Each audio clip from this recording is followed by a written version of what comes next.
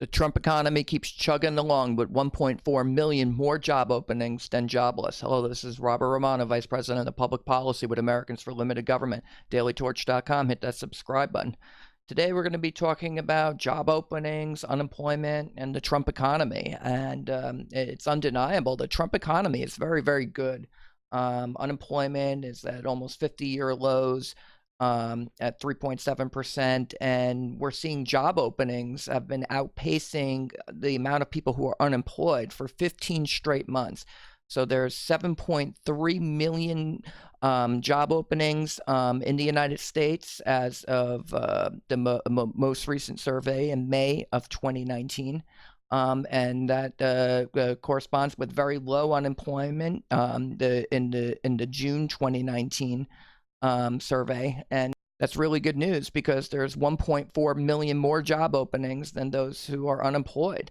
And when you look at this relationship, there's an inverse relationship. So the more job openings there are, the fewer unemployed there tend to be. So that's a good thing. And when you break it down on the state level, it works much the same. So, for example, North Dakota has more than 2 job openings for every person who's unemployed, and it has a comparatively much lower unemployment rate. Alaska, just the opposite. It has fewer job openings than there are unemployed, and a comparatively higher jobless rate. And so if you look at these snapshots of states, you can see that in the top 10 are North Dakota, Iowa, Minnesota, Hawaii, Nebraska, Wisconsin, Missouri, South Dakota, Kansas, and New Hampshire. That's the top 10. And then there's only 8 states that have fewer job openings than unemployed. And we mentioned Alaska, but it also includes Louisiana, Connecticut, California, Washington, Mississippi, West Virginia, and Arizona.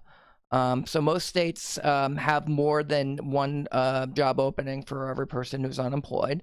And this corresponds with a very good unemployment rate. It also corresponds with wage growth. So because there's employers have to compete for workers, we've been seeing wage growth at 2.8% in the first quarter of 2019.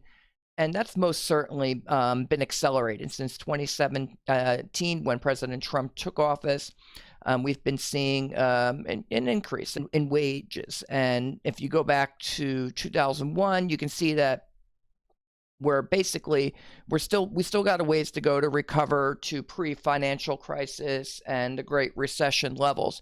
But that there has been a marked improvement since President Trump came into office. And so we hope to see that continue. It's really difficult to predict what's going to happen with the economy in the future. It's been more than 10 years, that said, since the last recession. So you might expect to see one relatively soon. But who knows? Maybe the Trump economy continues booming into 2020, and that could have impact on President Trump's reelection chances. Looking at where there's a mismatch between those who are working or those who are looking for work and where the job openings are. There are people who live in states where there's more the unemployment than there are job openings, and they might do well to look at other states where there's more job openings than unemployed. So there's going to be some regional mismatches there. But the fact that we can't fill all of these jobs could be a barrier to further economic growth. And so it's important to look at job training issues to see whether those who are seeking jobs are skilled for the jobs that are available. And do we have needs that could be fulfilled via more efficient training, more cost-effective training? One of the top ways people get trained for future employment is in college, frankly, that may not even qualify you for the jobs that are available in the current economy. So here's an idea. Why not use Pell Grants and other Labor Department training programs, the dollars that are used for those, and target them as tax credits to businesses to engage in job training.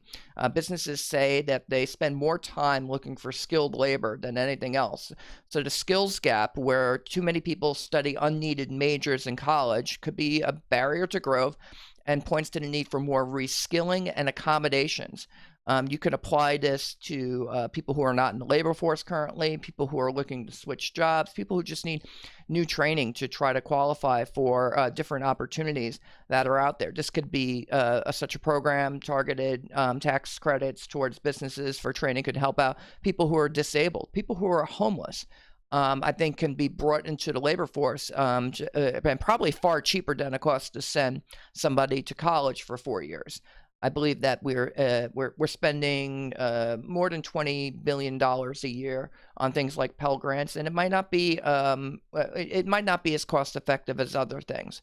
And we can argue about whether there should be Pell Grants or funding for higher education.